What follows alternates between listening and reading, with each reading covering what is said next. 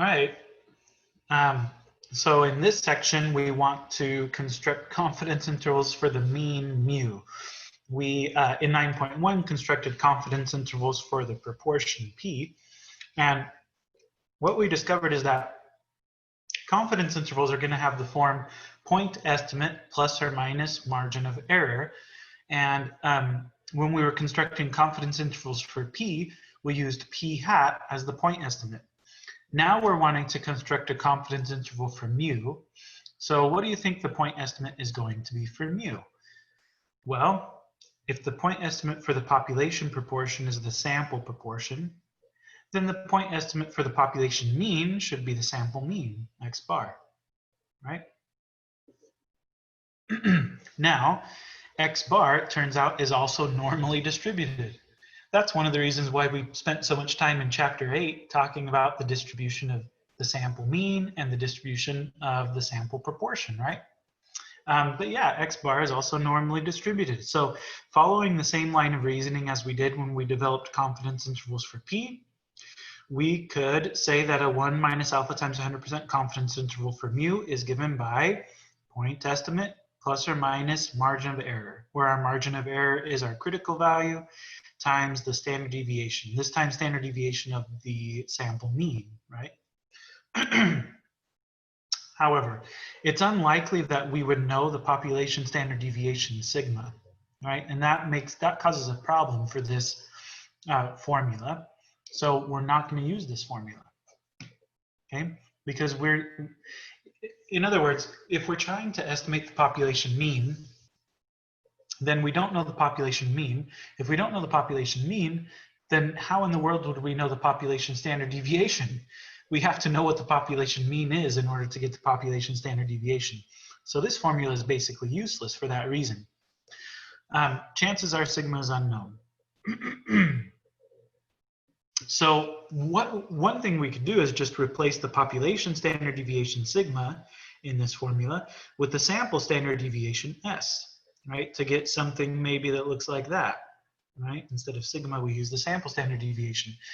Now, the problem with that is that using the sample standard deviation instead of population standard deviation introduces even more uncertainty into our model. And so we have to use a different model to make up for it. So we use a model that's different from the normal distribution to make up for it. And the model that we use is called student's t-distribution. And I'm not going to spend too much time going over student's t-distribution, but I just want to show you what it looks like real quick. So, so in StatCrunch, you can see student's t-distribution by going to stat calculators and then t, right? We've gone to stat calculators binomial, we've gone to stat calculators normal, but we can also look at the t-distribution here in StatCrunch. And you get this distribution that looks sort of like the normal distribution, but it's pointier. So let me just show you stat calculators normal. Right, so there's the normal distribution. You can see that it's a little bit wider. And the t-distribution is a little bit pointier. Actually, the t-distribution is going to change in shape depending on how many degrees of freedom you have. And the number of degrees of freedom you have depends on your sample size. So the larger the basically the larger the sample size, the more like the normal distribution the t-distribution starts to look. But anyway, the t-distribution is where we get our critical values. Okay, so I just wanted to point that out kind of quickly. Like I said, we're not going to dwell on it too much. Okay. But because we use students' t-distribution instead of the normal distribution, we don't call the critical values z sub alpha over 2. We call the critical values t sub alpha over 2, okay? So this is the confidence interval that we're actually going to be computing, okay? So a 1 minus alpha times 100% confidence interval for mu is given by this formula right here. X bar plus or minus t sub alpha over 2 times s over the square root of n. Just like with the population proportion, confidence intervals for the proportion, there are some conditions we have to check in order to use this interval. We have to make sure that our sample size is no more than 5% of our population size. And then we also need to check that either the data come from a population that's normally distributed or that the sample size is sufficiently large, and we usually take 30 to serve as our cutoff value for that.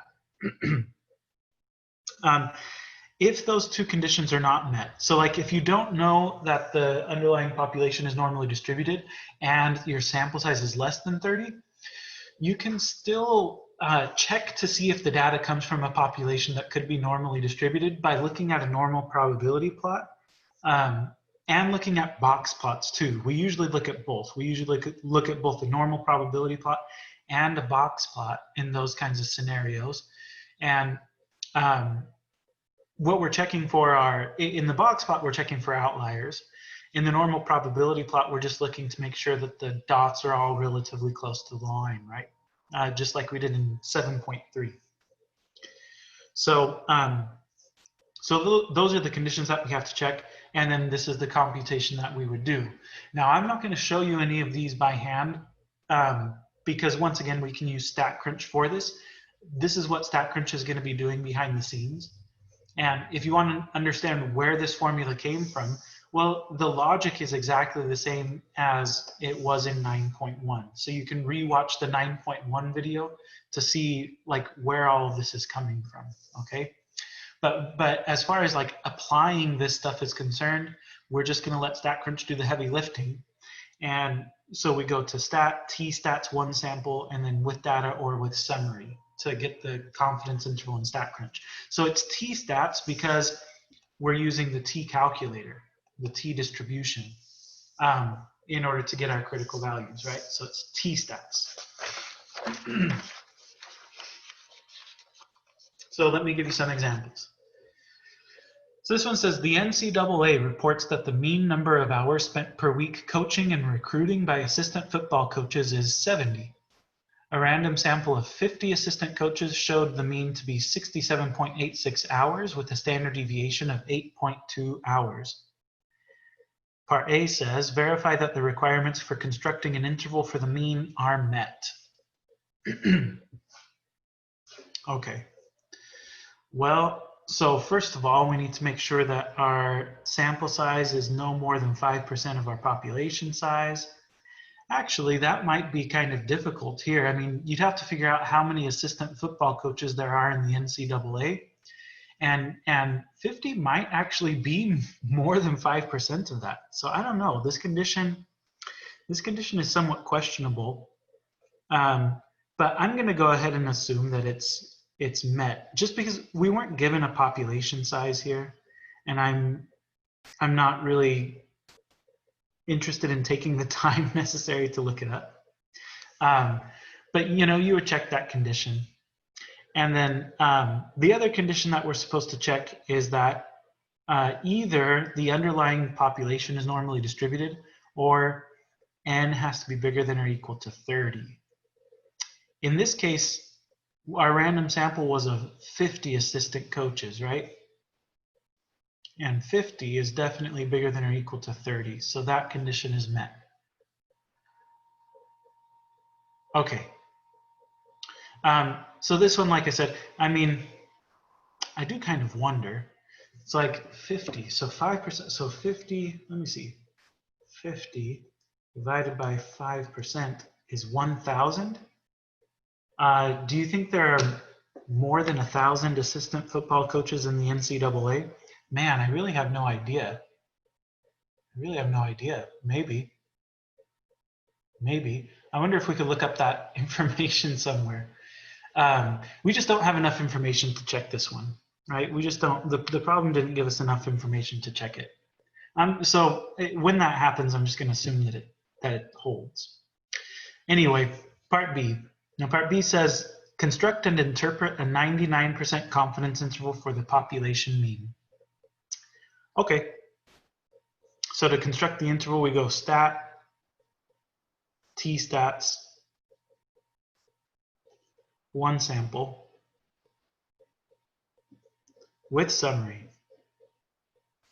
And when we get there, we'll be prompted to enter something for the sample mean, sample standard deviation, and sample size. So the sample mean, let's see if we can read through the problem and figure out what the sample mean is. It says the NCAA reports that the mean number of hours spent per week is 70. That's what the NCAA is claiming. Then it says a random sample shows that the mean is actually 67.86. So the sample mean was really 67.86. And the standard deviation, it says, was 8.2. And our sample size, we said earlier, was 50. Now we want a 99% confidence level. So confidence level is 99%. Let's see what we get.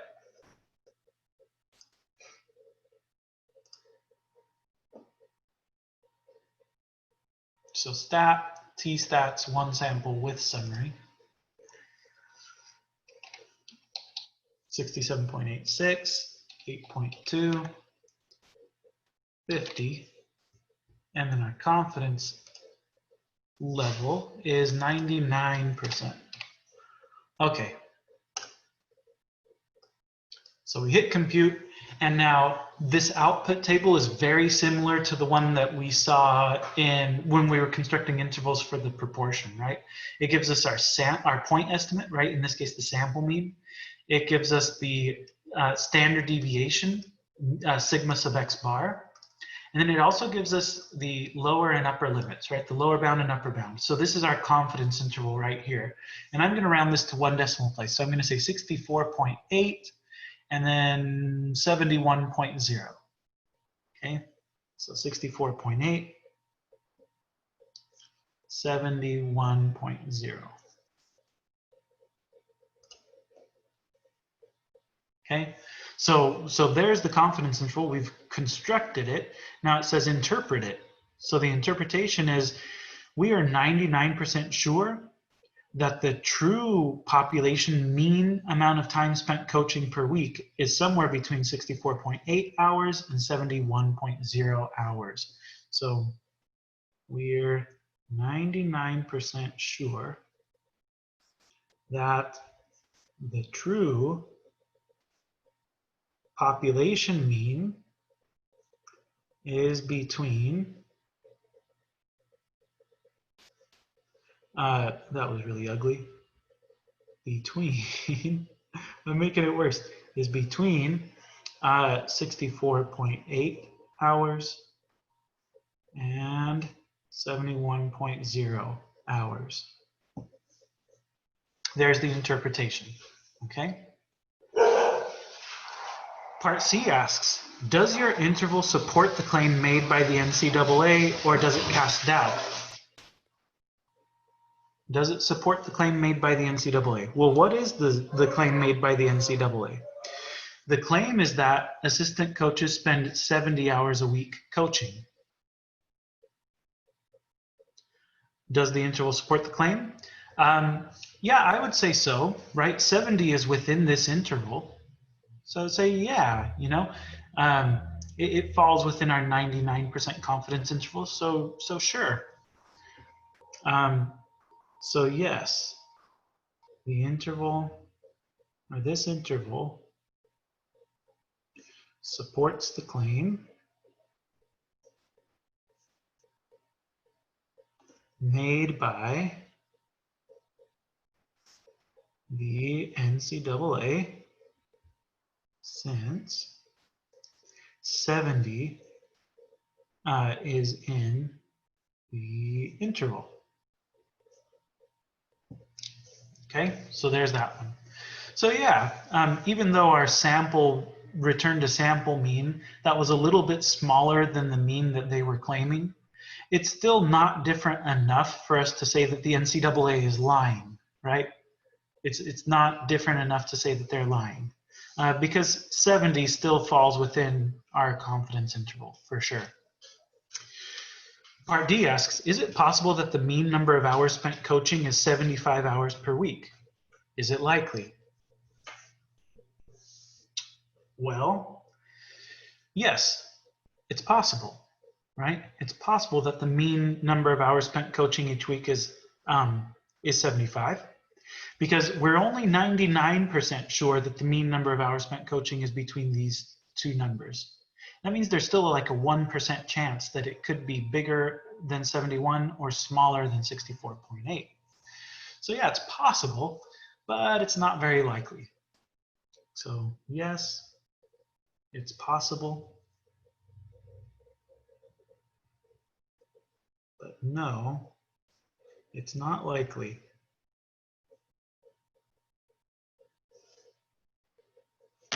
Now,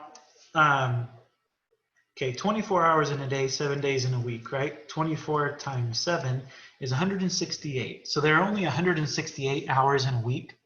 So if this question asks, is it possible that the mean number of hours spent coaching is 200 hours per week? Is it likely? Well, then the answer would be no, it's not possible, because there aren't 200 hours in a week, right? There are only 168 hours in a week, right? Does that make sense? So, so you just have to be careful when they ask you questions like this. But yeah, 75 is possible, but it's not likely. There's less than a 1% chance that that would be the case, you know, based on the sample evidence that we have. Okay, so that's that. Here's another example. It says 10 randomly selected automobiles were stopped and the tread depth of the right front tire was measured. The mean was 0.32 inches and the standard deviation was 0.08 inches. Assuming that the variable is approximately normally distributed, construct and interpret a 95% confidence interval for the mean depth. What is the margin of error for your interval? Okay. So remember the condition that we have to, or the conditions that we have to check, right? We have to make sure that either the underlying population is normally distributed, or if it's not, then we have to make sure that our sample size is more than 30. Here, our sample size was only 10, okay? And so that's kind of bad news for us, except that we are told that we can assume that the variable is normally distributed. So that tells us that the conditions for constructing this interval are met, and so we can go ahead and construct the interval. So let's do it. We would go to stat, t-stats, one sample. And again, we don't have raw data, so we would say with summary. And then we're going to enter the information that we were given, right? So it says 10 randomly selected automobiles were stopped. The mean was 0.32 inches. The standard deviation was 0.08 inches. Sample size was 10, right? It was 10 randomly selected cars. And we want a 95% confidence interval. So let's go to StatCrunch and see what we get here. Stat, t-stats, one sample with summary. Sample mean 0.32. Standard deviation 0.08. Sample size is 10. And our confidence level is 95%. So that's already set. So hit compute and there we go, right? There's our confidence interval.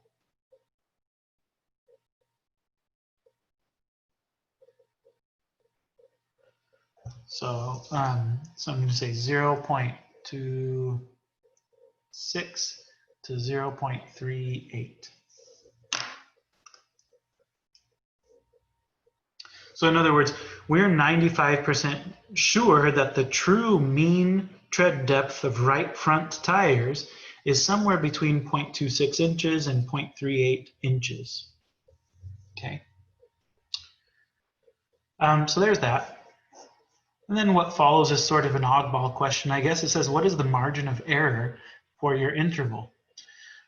Well, so remember, you know, a confidence interval is point estimate plus or minus margin of error. Margin of error is half of the width of the interval.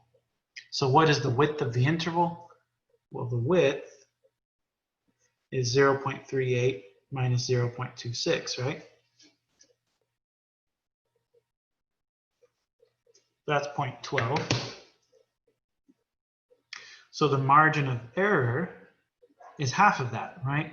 0.12 divided by 2, 0.06. Okay, so there's the margin of error. If you were asked in a homework question to calculate the margin of error, right, that's how you do it. So that's that. Okay, let's look at the next one. It says, the data in the table below show the reported miles per gallon of 2007 Ford Taurus automobiles for 13 different owners. Construct a 90% confidence interval for the mean miles per gallon of a 2007 Ford Taurus. Okay. Notice that we're not told in the problem that the variable is normally distributed, and our sample size of 13 is not big enough for us to sort of override that necessity. So the next thing we should do then is put the data into StatCrunch and see, look at a normal probability plot, look at a box plot, and see if there are any outliers or anything like that. If there are outliers in the data, then we cannot construct this interval, okay? So let's go ahead and put this data into StatCrunch and see what we get.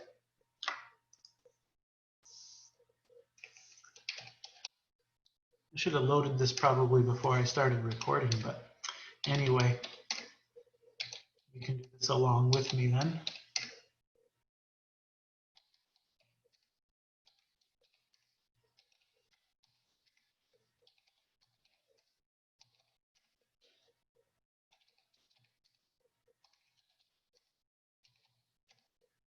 Okay. Now we're going to go to stat. If I want a box plot and a normal probability plot, actually I should go to graph, right? So I should go to graph, QQ plot for a normal probability plot. And for a box plot, I should go to graph, box plot.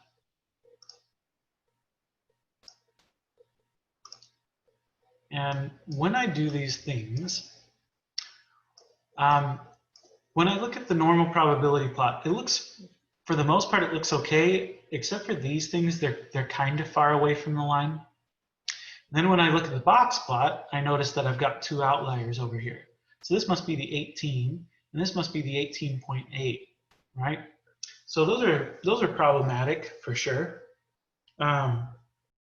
So I think that the correct answer to this question would be, it's not appropriate to construct this interval, right? And that's it, right? That's all you would say. So I'm gonna go here and I'm gonna say two outliers, right? 18.0 and 18.8. So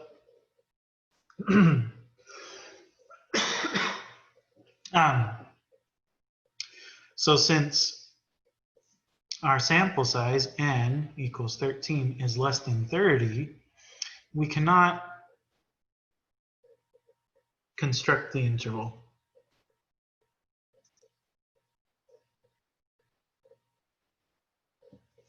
And that's it, right? That would be your answer to the question.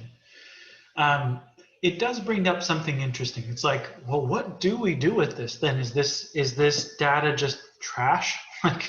Like is there nothing that we can do with this? And the answer is that, yeah, we could still use this data.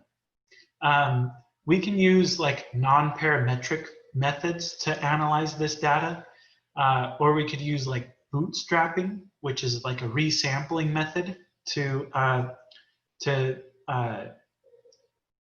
analyze this data. So there are things that we can do with this, but we just can't construct this particular confidence interval. And to be honest with you, we're not going to get into all that stuff in this class, like the bootstrapping and the non-parametric methods. That would be something that you would have to look at later on in your education if you're interested in pursuing more statistical analysis of stuff, which you might be if you're going into research in your particular field. But But in this class, we're just not going to get there. We're not quite going to get there. So for this class, this is the best we can do, is just say it's really not appropriate for us to compute this interval. Now that said, I'm going to do it anyway, just to show you how you would do it. So let's just pretend that that there were no outliers in the data and that everything was looking good, so that we could go ahead and construct the interval. Here's how you would do it, because this time notice that you don't have summary statistics, you actually have the raw data. So you would go to stat, t-stats, one sample, but then you would say with data, because you have raw data, okay? And then you select this column where the data is stored, select the confidence interval button. We wanted a 90% confidence interval, so you would change that to 90%, and then you hit compute. And it's beautiful. StatCrunch just does it for you. It's amazing, right? So it computes the sample mean, computes the standard deviation. Well, it computes mu sub x bar, and then it gives you the upper and lower bounds, right? So that's how you would do this problem if the conditions were met. Of course, they're not met, and so you shouldn't really actually construct that interval. But I just wanted to show you how you would do it if you were given a problem where you had raw data, right? You just go same place as before, stat, t-stats, one sample, but then you say with data instead of with summary. And then you don't have to enter any of this stuff because it's just in the raw data, right? So it's really kind of nice. So that's that one. One last thing to say in this section is, just like when we were looking at confidence intervals for P, and we said, hey, we can take the formula for the margin of error and solve for N so that we can determine what sample size we need, right? Well, you can do the same thing with our confidence intervals here. You can solve for N, and what you find is that you get this value here. Again, we always round this up to the nearest whole number. So note that once again we're using z sub alpha over 2's instead of t sub alpha over 2's. This is because using t sub alpha over 2 requires us to know the degrees of freedom, which requires us to know the sample size, which of course we don't know because that's exactly what we're trying to figure out, right? So so we just go ahead and use the z sub alpha over 2's. It's sort of justified here because the t distribution approaches the standard normal distribution as n increases. And so as long as we ensure that our sample size is large enough, you know, we're justified in using the normal calculator instead of the t calculator anyway. To do this in StatCrunch, what you're going to do is go to stat, then t-stats, then one sample, and then power/sample size. Very similar to the way we did this for proportions. The only difference is that you're going to go to t-stats instead of proportion stats, okay?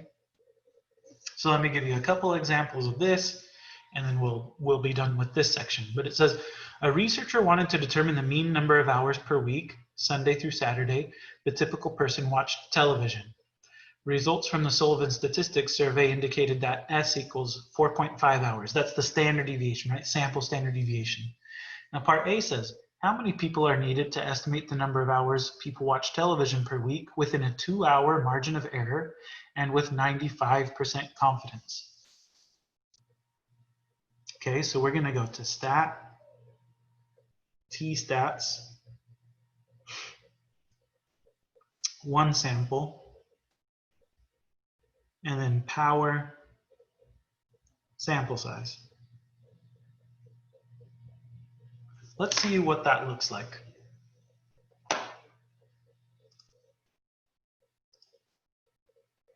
So stat, t-stats, one sample, power sample size. Again, you're going to want to click on the confidence interval width button. Okay, so you're on the screen that looks like this.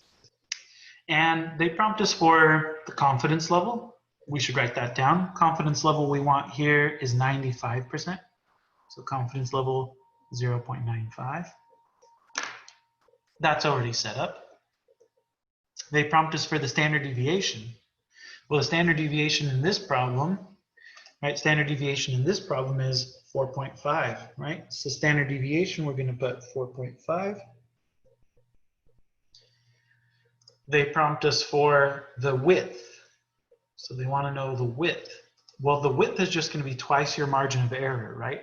So your margin of error here is a 2-hour margin of error, so E equals 2. That means that the width is 4, right? 2 hours. So the width is 4 hours. And then the sample size is what we're trying to find. So let's go ahead and change these things. So the standard deviation should be 4.5, and the width should be 4. So you hit compute, and then you get a sample size of 22. So we need our sample size to be 22.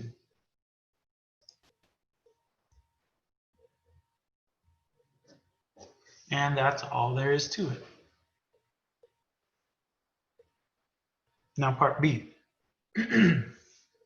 How many people are needed to estimate the number of hours people watch television per week within a 2-hour margin of error and with 90% confidence?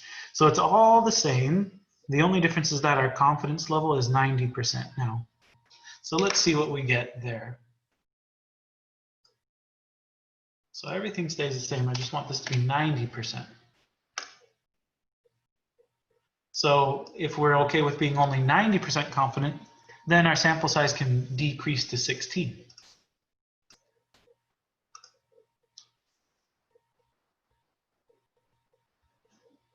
Okay, and that's that. So if we want to be 95% confident, then we need a larger sample size than if we want to be just 90% confident, right? So that's all I have to say about this one. We'll see you guys in 9.3.